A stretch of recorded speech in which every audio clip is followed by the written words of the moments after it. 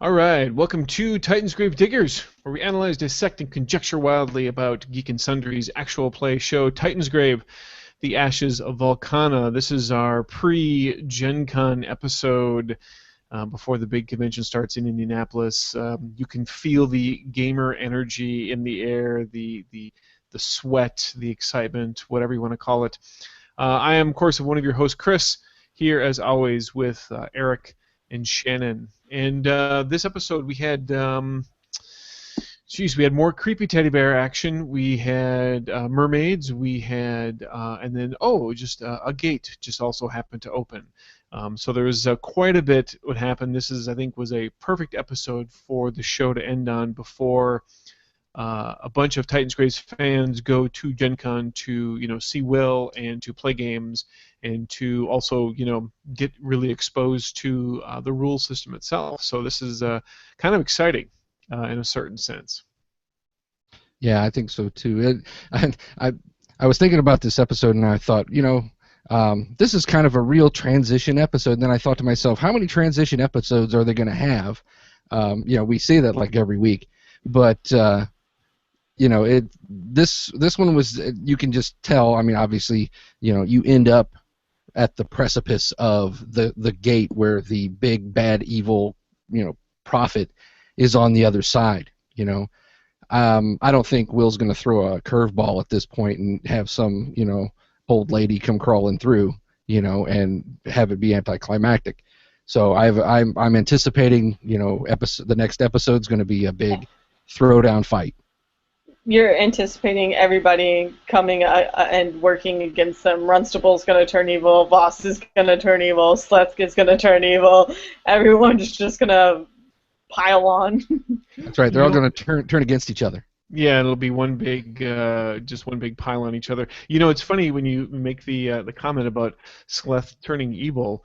That the whole incidence with, and I know why. You understand as you watch the episode why it happened, but where he said, it feels different in your hand, and it kind of made you think that, it was Will dropping the hints that something was, going to be happening to Slack. I mean, that's kind of where my mind went first. Thought, oh, is this going to be part of a great deception that's about to happen?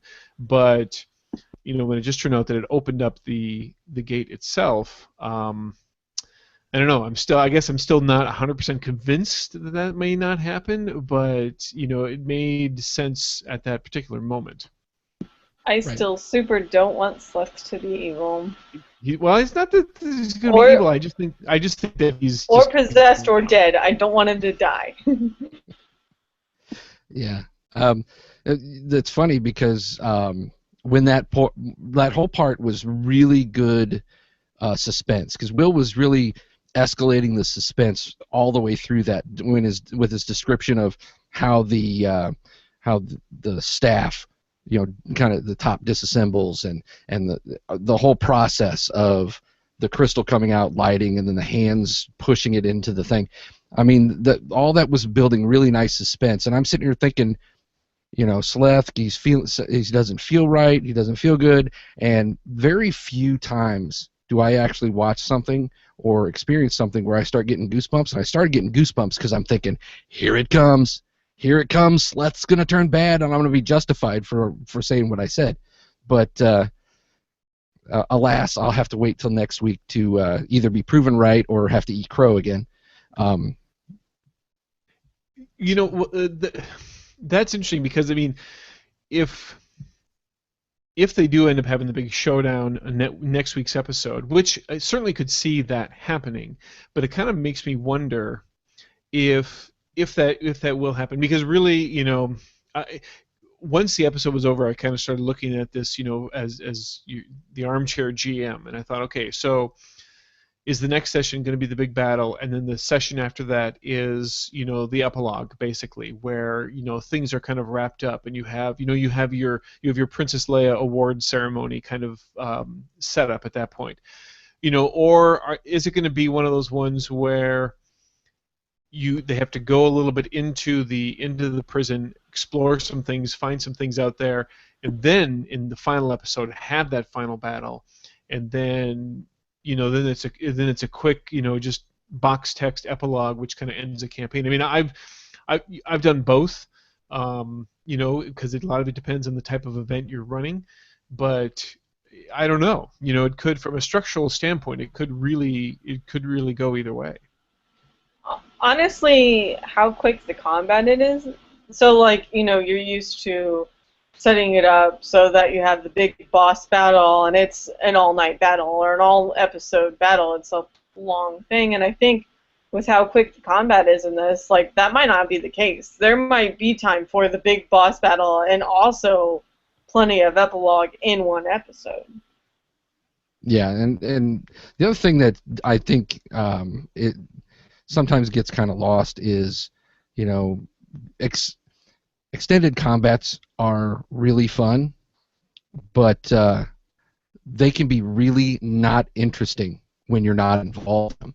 So sitting here and watching a 35-minute combat, might not be as compelling as you might think it is, because when you're at the table, it's exciting and it's fun, and especially a game like this that's fast with its combat. But as a casual watcher who maybe doesn't play role-playing games, could eventually, you kind of go, okay, get on with it. So, maybe I'm hoping that if there is this, like, Titanic throwdown, there's going to be minions, there's going to be things to kind of mix it up a little bit, so it's not just beating on the prophet for 35 minutes. The other thing that I thought about is kind of like what you were talking about, Chris, is maybe they do fight the prophet, and I'm prophet of what? Is she a prophet of a higher power? Is she of these ancients that created Valkana in the beginning? So this could be the big throwdown next week, and then the following week be the epilogue and set up for season 2, the further adventure. Always Yeah, leave them wanting more.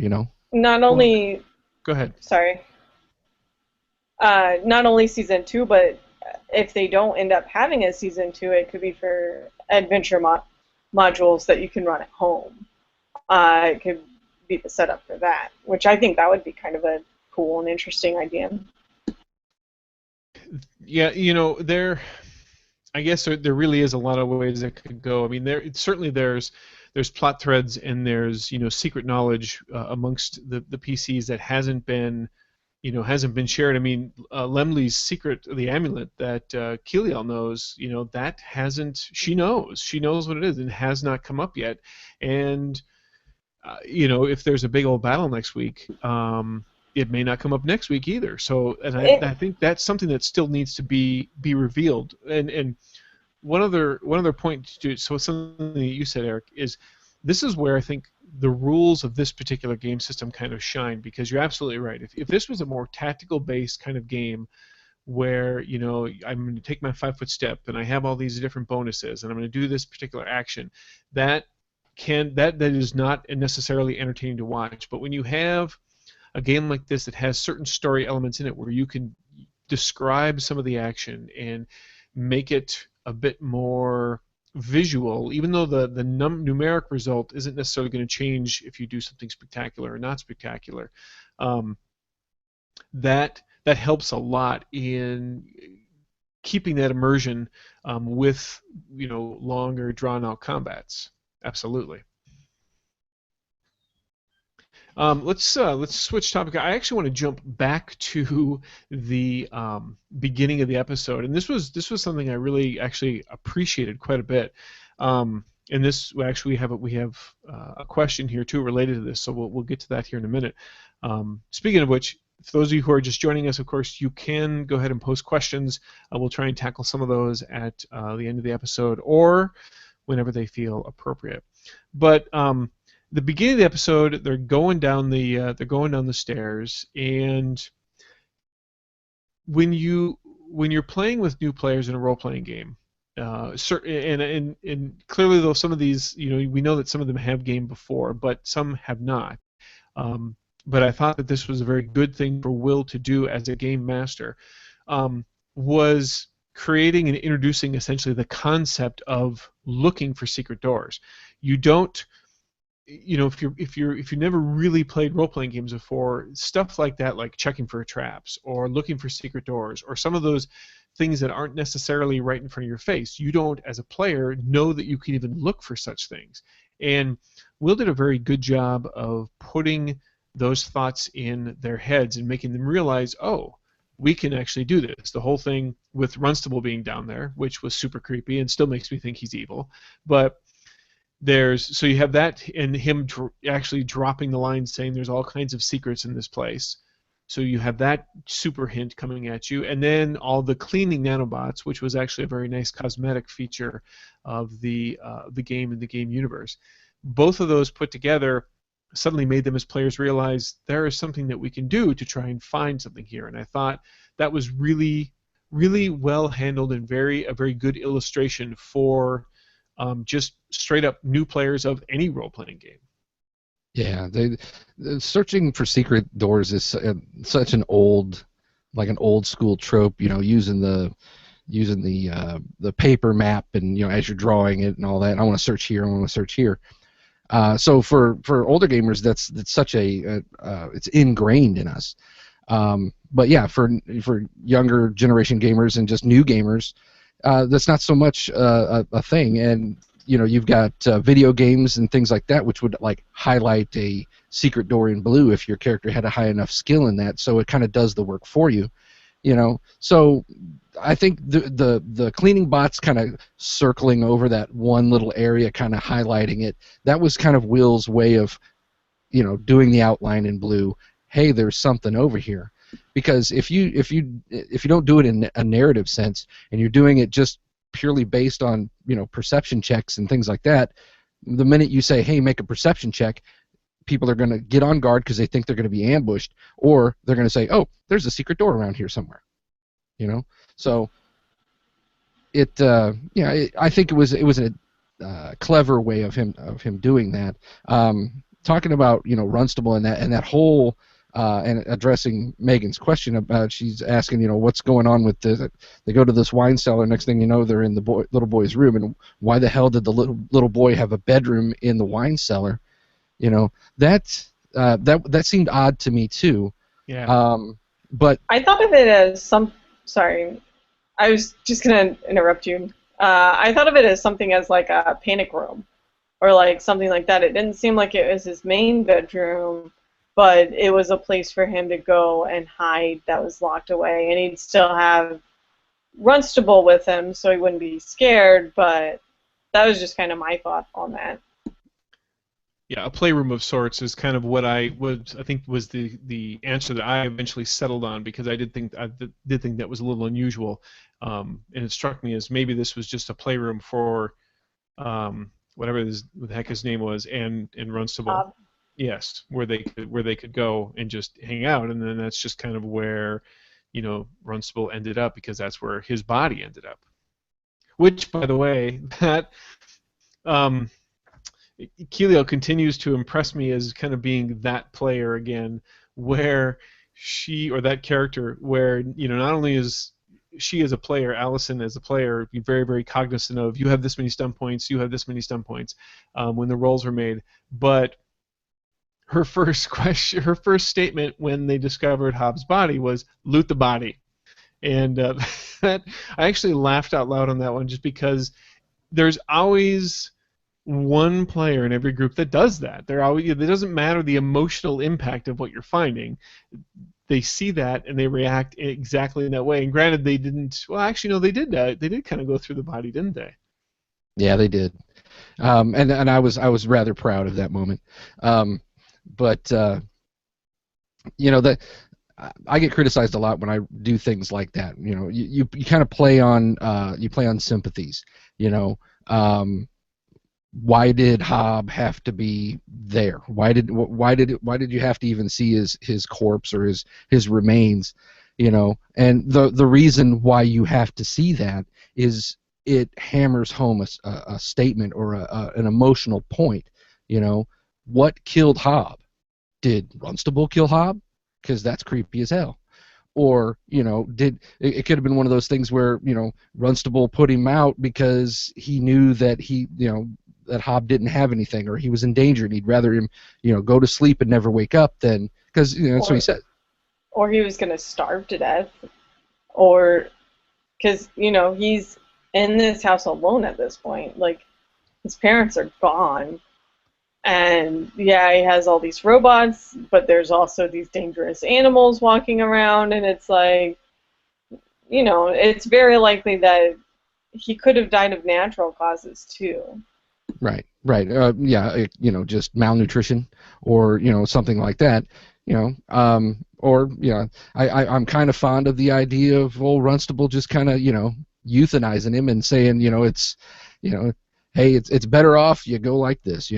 But that would make Runstable that much more creepy. Because he's constantly talking about how lonely he is and things like that. So I love the subtle and not so subtle ways that Will is kind of using Runstable. He's like a cross between like Teddy Ruxpin and Chucky, because you don't really know if he's your best friend or if he's gonna hack you to pieces. And everything you've seen before now, the robots are either crazy or just programmed to kill you. So that really, I completely agree with you. The fact that granted, it's only been a second episode where he's been present as an NPC, but it can be very tricky as a game master to keep your players guessing. Clearly, Ankia doesn't like him, doesn't trust him, doesn't want to really have anything to do with him, even though he fixed his eye, or she fixed his eye. But he's done a very good job from a game master standpoint of riding that line of, no, I'm here to help, and let's have some fun together, and I can show you some good things, and also just having that that horror movie, I'm staring at you while you're just sitting there kind of feel about things, and that's exactly what Runstable is, and whether Runstable ends up somehow saving the day, or just becoming evil, or just being nothing in the end, just being a plot device. It's still a very well done NPC, and it's those types of things are very critical to any sort of game session, memorable non-player characters, because when you're done with the game and you have those conversations, you remember that game when, if you have a memorable NPCs, that conversation comes up, and that's a sign of a well-run game, is when you have that kind of conversations as players after the fact, and so I appreciate the skill and deftness that's actually been handled with. Yeah, weird and creepy and disgusting. Those are the three. That's like the holy trinity of NPCs. If you can pull off any one of those three or combination. And sad. He's also sad. Like, he makes you feel bad for him. And that is the key. It's a play on your sympathies. He looks like a cute little teddy bear, so he's playing on your sympathies. That's what makes Runstable such a good NPC. Is he seems rather innocuous, but really, he's really creepy, and he's a character that you're gonna think about and talk about, obviously, after the fact, and like, what is up with this guy? Those are always the best. I did want to go back for a second. I forgot because we started talking about something else, but I think it's really interesting. We were talking about checking for traps and hidden doors and looking for that sort of thing, and I think it's really interesting how that has changed. So, as Eric said, like, as older gamers, that's ingrained into you, and how you learn about traps in older games is back whenever there was the adversarial DM and they are trying to kill you, and that's how you find out that you need to check for traps at every single door. I just listened to an actual play where they ran through a first edition D&D module, and it's like you had to check for traps at every door, and you had to listen at every door, and you had to make sure that the door was actually real, and it's just really interesting. Oh, by the way, that actual play is the NPC cast. If you want to check it out, that's who I was listening to. I feel since I'm talking about them, I should give them a proper shout out. But it's very interesting how that's changed and how now it's, oh, here's this cute little teddy bear playing hide and seek with you and all these other things that he's doing to, hey, check for secrets. Yeah, there's I totally agree with all of that, and the way that he's running things, it's much more fluid, because back in those days, you would spend an entire night clearing a room because you had to search everything 10 feet at a time. But in this episode, we did have kind of a little bit of a kind of an old school feel when you're talking about the red tunnel. You have this energy field that goes through a magma field, leading to where this the Tomb of the Prophet is. And so essentially what you really have is a staged skill test gauntlet that they had to go through. Make this skill check or you touch this icky ooze, and bad stuff happens. Or you had to do it 4 times to get through it. That's kind of an old school dungeon crawl kind of thing. And in the very last part, okay, you can either go slow or you can run. If you run, you run the risk of running into more of this ooze, but if you go slow, it's really hot and you're going to take some damage.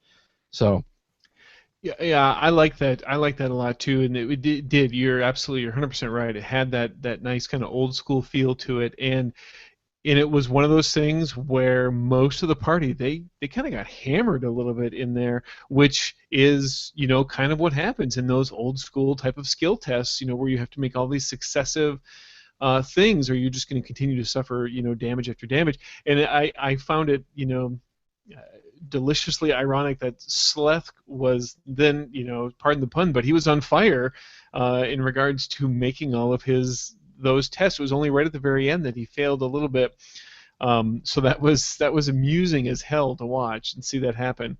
But the other thing with that when Will kind of slipped up at the end, and I've done this so many times that he says, oh well, if you'll do this, you'll only take 1 to 6 points of damage, which is not what he meant to say, but he ended up kind of burst that out, and it's like, oh, all right, well, I probably shouldn't have said that, but that's what's going to end up happening to you if you do this.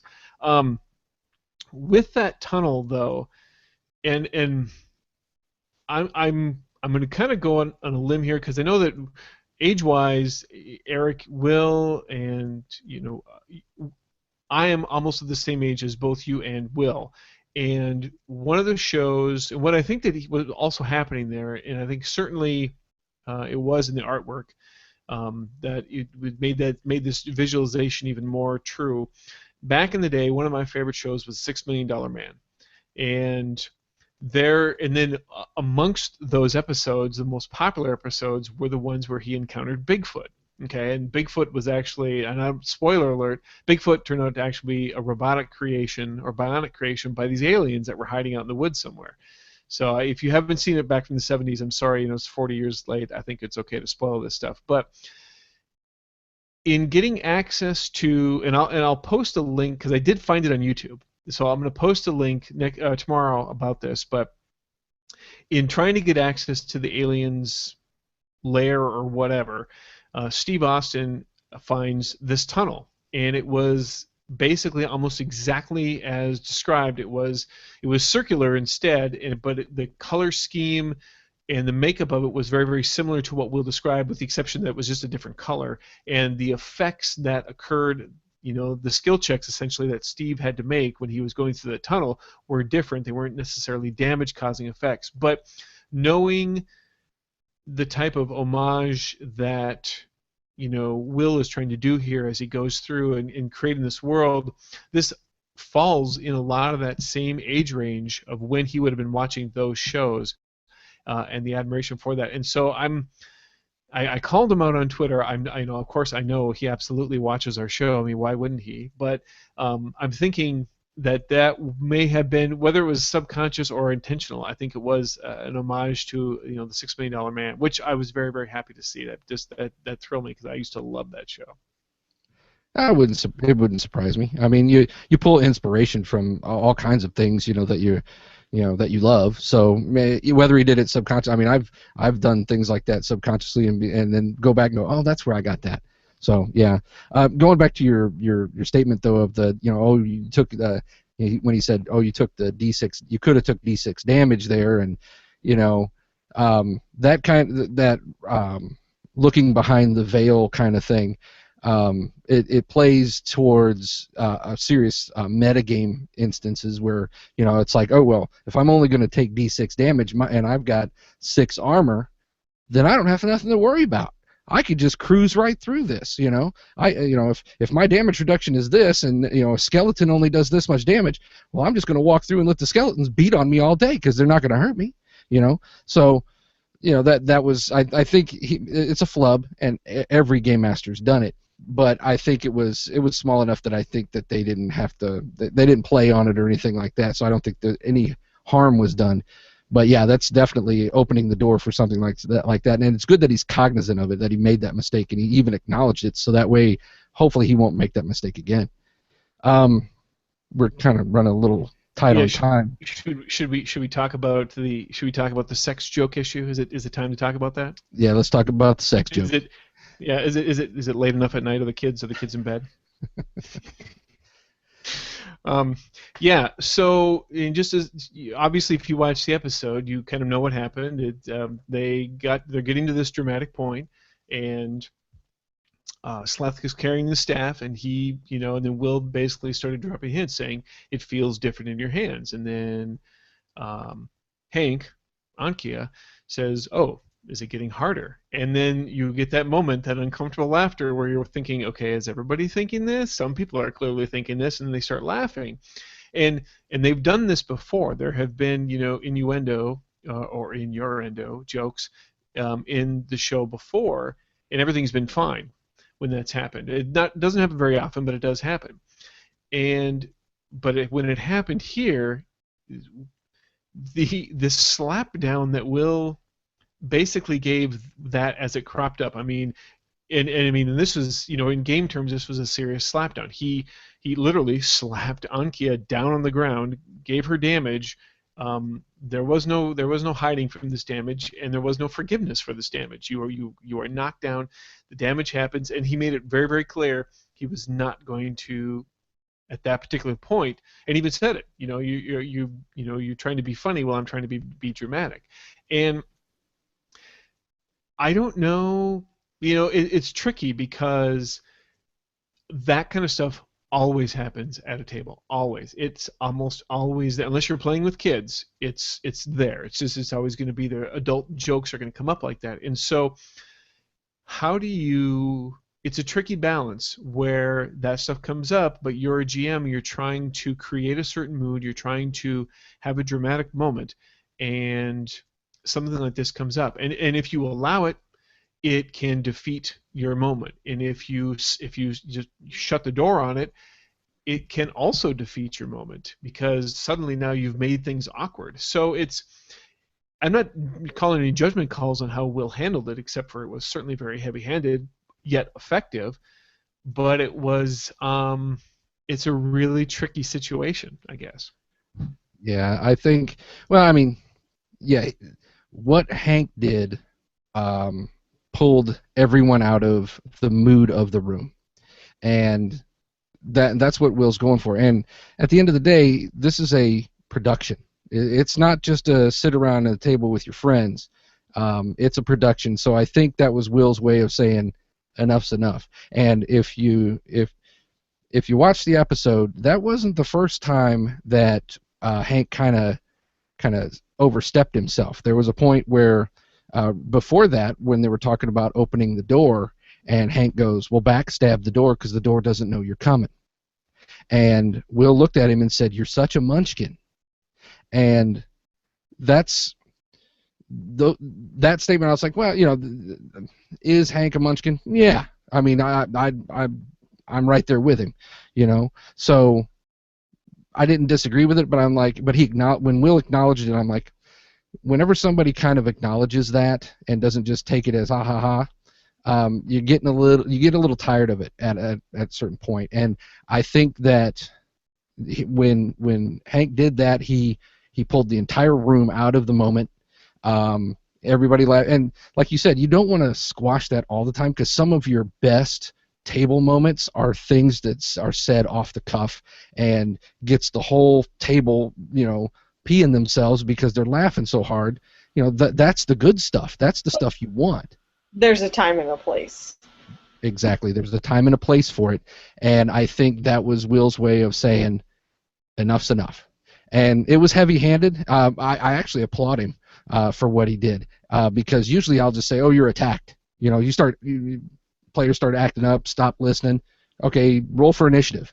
Roll for initiative usually gets everybody's attention, but giving them damage they can't resist, that's a good idea.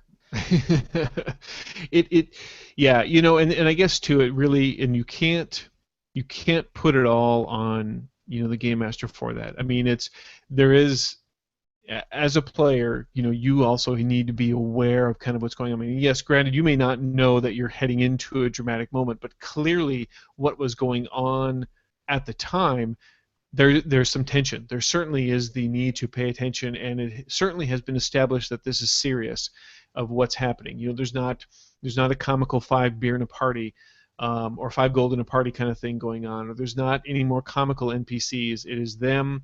They're going through strange things. There's glowing runes. If you're a player and you're aware of that situation, even if you get the thoughts, because certainly jokes like that always come into your head at those types of opportunities. You have to weigh what's going on mentally and realize that there is a time and a place for everything. You're absolutely right, Shannon, and that this may not be the time or the place to make those kinds of jokes. So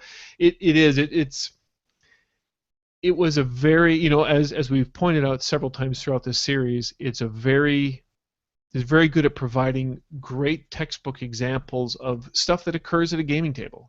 All of these, the whole secret doors thing, this particular issue, all of these things are common occurrences at a gaming table, and knowing that the show is attracting new viewers, it's giving, or new people to the hobby, it's giving them a good insight and a good look inside as to what are some of the table dynamics and things that do occur. And I think that is one of the areas where the show really shines. Yeah, that's a good point. And something else I just thought of, I didn't even really think about it until we started talking about it, but if it was so disruptive, I mean, like I said, this is a production, okay? Guarantee you there's all kinds of stuff sitting on that cutting room floor that didn't make the grade. So obviously it wasn't that bad that they had to do a retake. So they kept it in, okay?